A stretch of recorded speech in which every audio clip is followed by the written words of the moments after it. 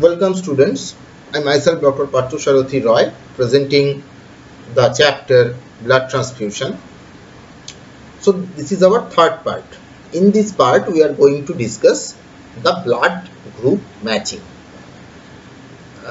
In our classes we have already discussed this topic a bit, but we are repeating this topic again here. So what is blood group? See, there are some specific antigens are present in human blood. We have already named it A, B and AB. According to the presence of these antigens or agglutinogens, the blood is grouped as group A, group B and group AB. And there is another blood group where no antigen is present, and that group is known as O, but nil. This was first done by the scientist Landsteiner. So this is known as Landsteiner system or ABO system. Not only the A and B and type of antigens are present in the blood, also there is another type of antigen present in human blood. That antigen is known as rhesus system or RH system. This RH is usually present in 85% of cases, and in 15% of cases it is absent. So if the RH is present in your blood will be called RH positive, and if it is absent, your blood will be called RH negative. So if a people tells us that if a person tells us that, well doctor, my blood group is AB positive, then what does it signify?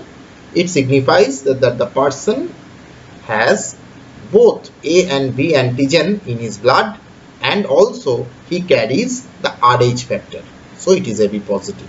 And if a person tells you that, well doctor, my blood group is B negative or A negative, it indicates the person carries the agglutinogen A in his blood, but there is no RH factor present at all.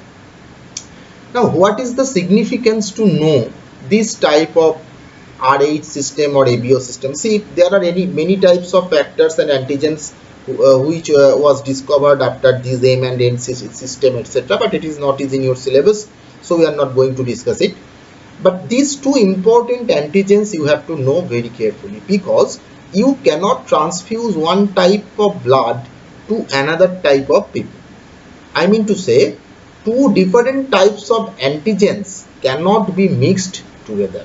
So a person who is bearing A antigen and RH antigen, that is A positive blood group, cannot receive a blood from B negative or B positive blood group, because there will be antigen antibody fight and the blood will be coagulated within the body, within the vessels, that is intravascular coagulation, and it will be fatal and the person will eventually die. So the mismatched, this is called mismatched blood transfusion. So never ever we go for mismatched transfusion. Another important point which is coming out from this discussion is, see, in case of O blood group, O negative especially, this particular blood group does not contain any antigen, neither AB antigen, neither ARH antigen. So this person can donate blood to anybody. So it is universal donor. Another point, the AB blood group, and it can receive blood from anybody because it contains the both antigens. So it is the universal recipient.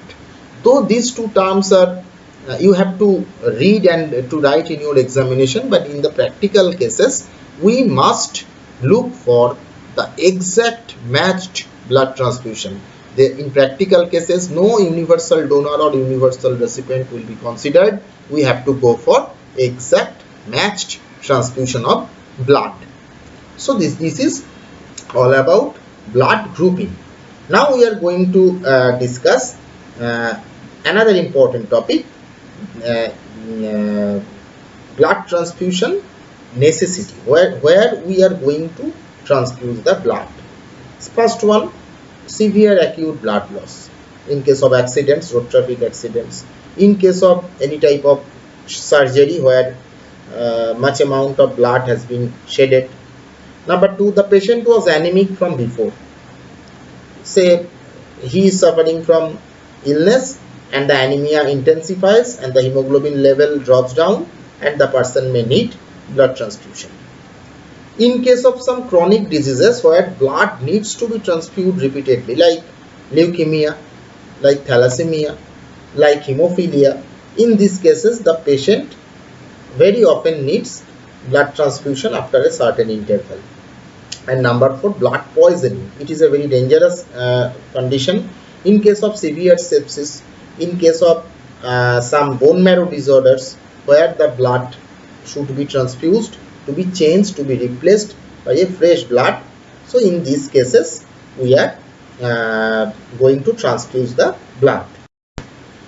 Now, hemoglobin level plays a crucial role to determine whether the patient needs a blood transfusion at all. See, the patient who has a hemoglobin level greater than 8 gram percent does not require blood transfusion at all. A patient having a hemoglobin level 6 to 8 gram may require transfusion, but not, it is obvious, may require transfusion if he or she is going to going to perform some surgery or any other medical cases where maybe there may be blood loss. So this is a maybe case, probable case, but hemoglobin less than 6 gram percent, 4, 5 usually requires blood transfusion if there is life-threatening condition arises. Blood transfusion is required. Now we are going to state what are the precautions we take during blood transfusion and what are the hazards of blood transfusion. Now, if there is a requirement of blood transfusion, the hospital must give a written requisition, which is known as blood requisition, before the transfusion starts.